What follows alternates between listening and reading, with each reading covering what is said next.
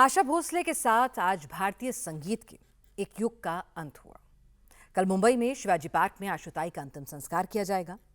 आशा भोसले ने अंग्रेजों का शासन देखा, आजादी की जंग देखी, महात्मा गांधी को सुना, भारत छोड़ो आंदोलन को देखा और आजाद हिंदुस्तान की कामयाबी को भी देखा। भारतीय म्यूजिक इंडस्ट्री की शुरुआत से लेकर अब तक आशा भोसले की आवाज गूंजती रही।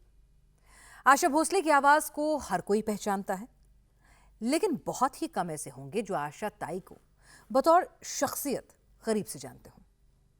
आशा भोसले ने क्यों 10 करोड़ रुपए के ऑफर को ठुकराया? क्यों आशा भोसले ने कहा कि वो आखिरी मुगल है? अंग्रेजों की गुलामी से लेकर आजादी तक, महात्मा गांधी से लेकर नरेंद्र मोदी तक, गुलाम मोहम्मद से लेकर आज के म्यूजिक डायरेक्टर तक, आशा ताई ने हर दौर देखा है। पहली बार आशा भोसले मुंबई गई थी, महज 10 साल की थी। उस वक्त हिंदुस्तान में आजादी का संघर्ष चल रहा था और पहली बार आशा ताई ने महात्मा गांधी, जवाहरलाल नेहरू को देखा था। शिवाजी पार्क इतना बड़ा है, उसमें एक दिन मैंने देखा कि बहुत लोग भीड़ कर रहे हैं, चले जा रहे हैं। हजारों लोग वहाँ पर थे। मैं भी रास्ता क्रॉस करके मैं भी चली गई वहाँ पर। वहाँ मैंने देखा कि एक स्टेज लगा हुआ है और उस पर महात्मा गांधी, जवाहरलाल नेहरू, वल्लभ भाई पटेल, अब्दुल कलाम आज़ाद, सरोजिनी नायडू, पता नहीं कितने सारे क्रांतिकारी लोग बैठे हुए थे और वो अंग्रेज़ों के खिलाफ भाषण दे रहे थे। मैंने वो ज़माना भी देखा और 1947 में आज़ादी जब मिली वो भी ज़माना देखा। आज़ादी के साथ साथ मेरा करियर भी चल पड़ा। जब भारत आजाद हुआ तो आजादी के गानों में आशा ताई की आवाज ही सुनाई देती थी। 1933 में आशा ताई का जन्म हुआ था। 1944 में पहली बार गाना गाया। 82 साल लंबा करियर। ब्लैक एंड व्हाइट दुनिया से ओटीटी तक की दुनिया, क्लासिकल से लेकर पॉप तक, आशा ताई की आवाज सम्मान के साथ गूंजी है। अगर क्लासिकल संगीत की बात हो तो उसमें एक ही नाम सुनाई देता था, आशा।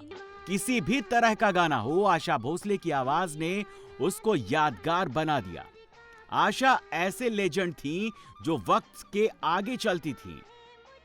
ये वादा रहा तू है वही दिल में जिसे अपना कहा, तू है जहां मैं हूँ वहां, अब तो ये जीना तेरे बिन है सजा, है सजा,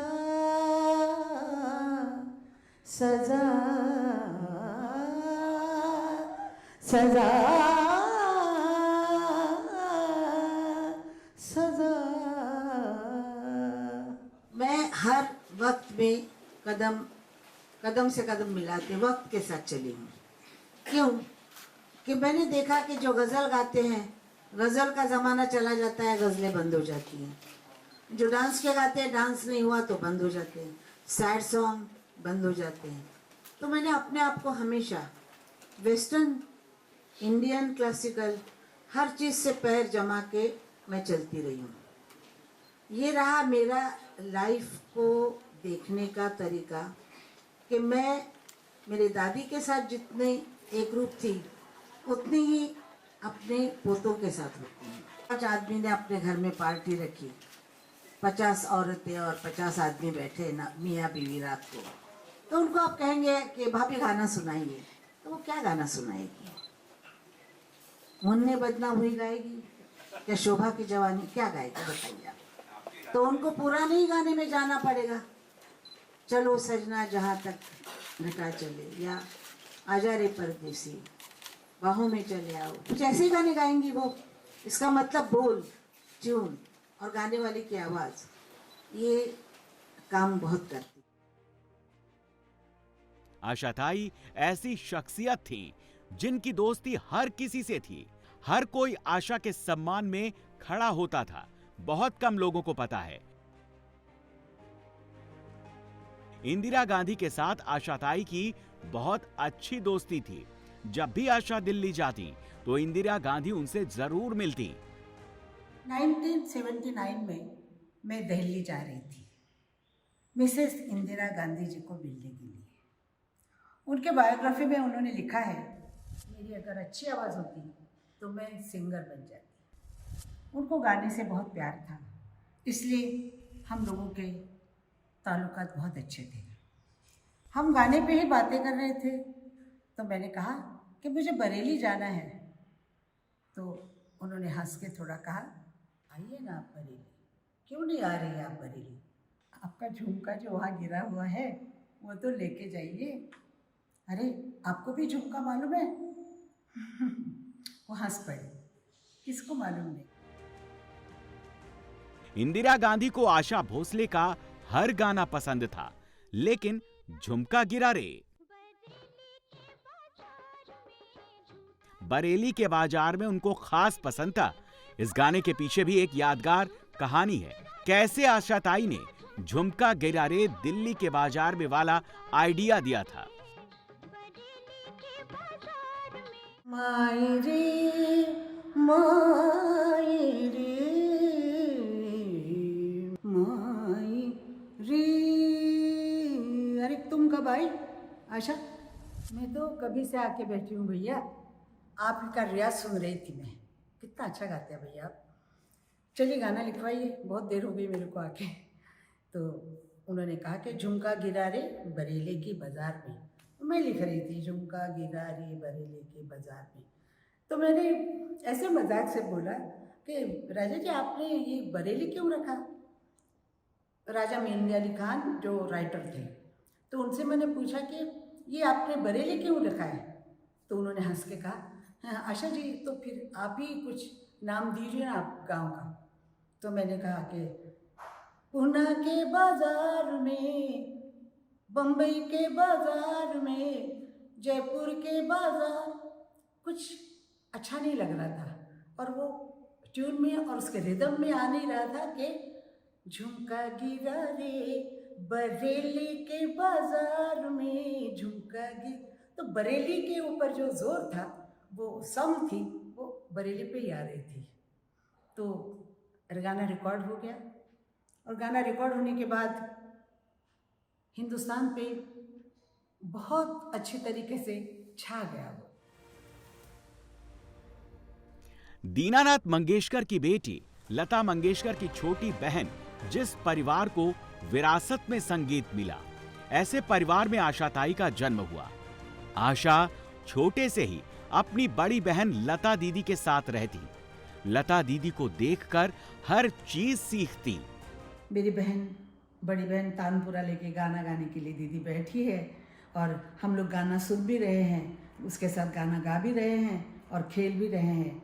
ऐसा वक्त हमारा था और बहुत खुश फैमिली थी हमारी, बहुत सुकून था, अच्छा था।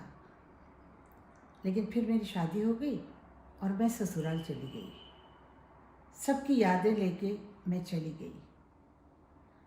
बहुत साल बीत गए, ना जाना हुआ ना आना हुआ और संसार के कामकाज में फंस गए।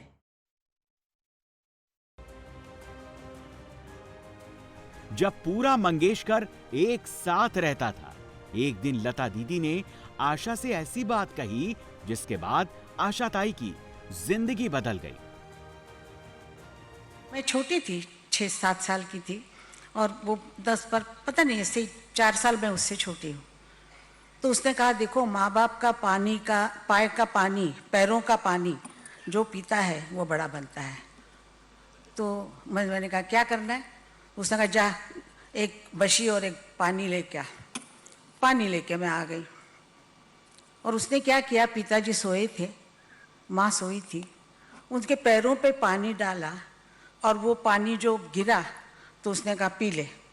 मैंने कहा अच्छा तू पीती है तो मैं भी पी लेती हूँ। हमने वो पानी पिया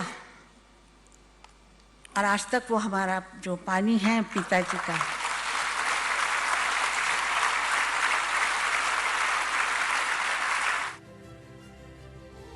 आशाताई अपने पिता को बहुत प्यार करती थी। छोटे से ही वो अपने पिता जैसा बनना चाहती थी और वक्त ने उस मुकाम पर पहुंचा भी दिया। बड़े आर्टिस्ट थे, ड्रामा आर्टिस्ट थे और सिंगर थे, क्लासिकल सिंगर।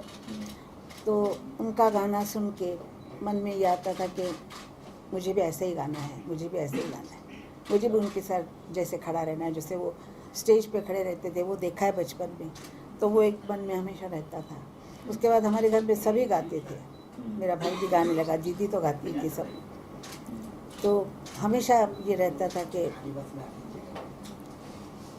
कुछ करके दिखाना है, कुछ करके कुछ नया आना चाहिए, कुछ गाने में भी नया आना चाहिए, हमेशा ये रहता था। ये वादा रहा तू है वही दिल में जिसे अपना कहा, तू है जहाँ मैं हूँ वहाँ, अब तो ये जीना तेरे बिन है सजा, है सजा, सजा, सजा, सजा। दुनिया में जब कोई बहुत बड़े मुकाम में पहुंच जाता है तो नीचे झुककर देखना पसंद नहीं करता, लेकिन आशाताई ऐसी मिसाल हैं। न जाने कितने सिंगर्स का करियर बनाया जिन्होंने उम्मीद छोड़ दी थी। उनकी सबसे बड़ी उम्मीद आशा भोसले बनी। आशा भोसले जितनी दिल की साफ थी, उतनी उसूलों की पक्की थी, जो कभी नहीं बदल सके। एक बार लंदन का एक बड़ा बिजनेसमैन आया, शादी में गाने के बदले 10 करोड़ का ऑफर दिया। इसके बाद क्या हुआ, खुद सुनिए। हमको शादी में बुलाया था किसी ने लंदन में। उन्होंने कहा कि लता मंगेशकर, आशा भोसले अगर हमें मिल जाए तो हम लोग $1 मिलियन या पाउंड कुछ भी है देते। उसने आने वाले को कहा, आशा तू शादी में गाएगी? मैं कहा नहीं दीदी, ऐसा कीजिए 10 करोड़ भी आप हमें डॉलर्स देंगे तो हम नहीं गाएंगे, क्योंकि हम शादी में नहीं गाते, हम शादी में नहीं गाते। बाद में इतना समूह करके चला गया। आशाताई ने कभी ऐसा गाना नहीं गाया जो उनको सही नहीं लगा। क्या गाना है, क्या नहीं गाना है, इसका फैसला वो खुद करती थी। आशा भोसले को पद्म भूषण, बंगा भूषण, महाराष्ट्र भूषण, दादा साहब फाल्के पुरस्कार से सम्मानित किया गया। हिंदी म्यूजिक इंडस्ट्री में शायद ही कोई ऐसा आर्टिस्ट होगा जिसको हर तरह के म्यूजिक में कमांड हो।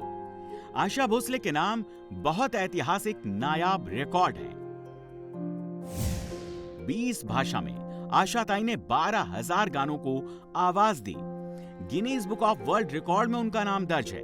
1997 में आशाताई पहली भारतीय गायिका बनी जिन्हें ग्रैमी अवार्ड के लिए नॉमिनेशन मिला।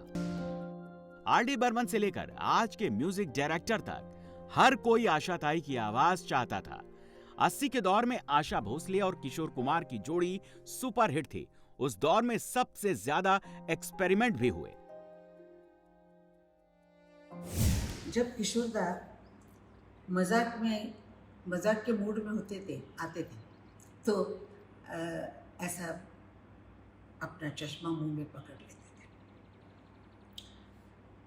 उन्होंने कहा, प्रकाश जी, न मैंने जिंदगी में शराब पी है, न पीता हूँ और न सिगरेट भी पीता हूँ, तो आप ये मुझसे गाना क्यों गवा रहे हैं? सब लोग हंस पड़े, मैं भी हंस पड़ी। अब मेरी तरफ उन्होंने देखा, हंसे और बोले, हीरोइन क्या कर रही है प्रकाश जी इस गाने में? प्रकाश जी को एकदम ये आया कि पहले मंजिल से सीढ़ियों से गाते गाते दौड़ के आ रही है हीरोइन और हीरो से मिल रही है। अच्छा आशा, जरा वहाँ जाके दौड़ के गाते हुए तू यहाँ पर आ जा तो मैं देखना चाहता हूँ। नहीं, प्रकाश जी आप जाइए दूर और वहीं गाना गाते गाते आप दौड़ते दौड़ते आइए। हम लोग सब हंस पड़े। जब इंसान दारू शराब पीता है तो खड़ा नहीं रह सकता है, लेट जाता है। तो मैं भी लेट के गाना गाऊंगा।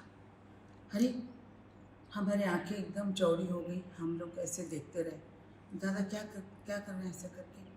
तो उन्होंने कहा भाभी इधर आ, एक लंबा जो टेबल है बड़ा वो यहाँ लेके आ। वो सब लोग वहाँ टेबल लेके आए और उन्होंने कहा कि मैं अब यहाँ शराबी की तरह लेट के गाना गाऊंगा। और वाकई वो लेट गए, ऐसे हाथ पे सर रख के पैर ऊपर करके ऐसे लेट के उन्होंने गाना गाया। इंतहा हो गई इंतजार की, आई ना कुछ खबर मेरे यार की। ये जो हाय है, इस गाने ने पूरे गाने को बदल दिया है। वक्त बदला, दौर बदला, म्यूजिक बदला, लेकिन आशा ताई की आवाज का जादू कभी कम नहीं हुआ। ऐसा नहीं था, आशा भोसले के करियर में कभी मुश्किलें नहीं आईं।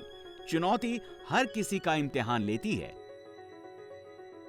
आशा भोसले ने महज 14 साल में घर वालों के खिलाफ जाकर शादी कर ली। लता जी और उनका परिवार इस शादी के सख्त खिलाफ था। इसके कारण उन्होंने आशा से लंबे वक्त तक बातचीत बंद कर दी। 1960 में वो पति से अलग हो गई। ये वक्त उनके लिए बहुत मुश्किल था। आशा ताई छोटे से सबसे अलग थीं। वो ऐसे सवाल पूछती जो कोई नहीं पूछता। कई बार तो उनकी अपनी माँ से पिटाई तक हुई। माँ मुझे कहा करती थी ये बंडखोर बंड्या, मतलब ये हमेशा कुछ नया ही करती रहती है, कुछ अलग ही चलती है। तो मैं माँ से हमेशा सवाल करती थी, तुम भगवान की पूजा क्यों करती हो, तुमने कभी देखा है उसको? तो वो कहती ऐसी बातें नहीं करते।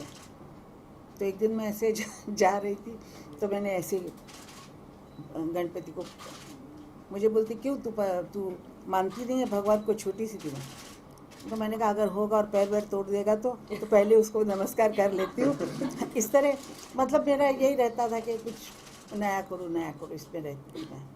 तो कपड़े भी पहनने में, पहली मैं लड़की थी घर में जो जाके नाना चौक में एक आदमियों का, उस ज़माने की बात है 40s की, वो हेयर ड्रेसर में वो नाई की दुकान होती थी और वहाँ जाके मैंने अपने बाल कटवा के घर आई और बाल का बहुत मार खाया था। हमारे यहाँ कोई बाल, दीदी के बाल इतने लंबे, सबके बाल लंबे थे, मुझे लगता था मैं एक बाल काटूंगी। इंग्लिश पिक्चर देख देख के बचपन में देख के मुझे लगता था कि बाल कटवा लीजिए। माँ कहती थी नहीं कटवाने हैं, तो मैंने जाके बाल कटवा के तो मार खाया। फिर माँ ने कहा तुमको जो लेना है जूते, तो मैं जाके, उस ज़माने में पारसी लोग जो पहनते थे ऊँचे तब बहुत पहनते थे, बाद में फैशन सब में आ गई, तब नहीं थी। तो मैंने जाके एक ही जूता लिया महंगा, इतना ऊंचा था, तो वो देख के और पड़ी मेरे को। तो मैं हमेशा से थोड़ा सा अलग ही। जो अपनी रास्ते अलग बनाते हैं वो सबसे अलग दिखते हैं। सोचिए 10 साल की उम्र में जब बच्चे दुनिया को देख रहे होते हैं, सीख रहे होते हैं, उस वक्त आशा ताई अपनी अलग पहचान बना रही थी। मुझे पहला काम मिला 1943 में, जब मैं 10 साल की थी। मैंने पहली बार माइक फेस किया, घबरा रही थी लेकिन फिर भी मैंने गाया।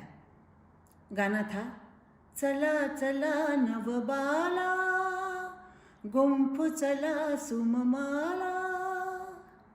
डाउजेकर साहब म्यूजिक डायरेक्टर थे, उनका मैंने ये पहला गाना गाया और रिकॉर्डिस्ट थे अंग्रेज मेटलेट साहब, और गाना अच्छा हुआ।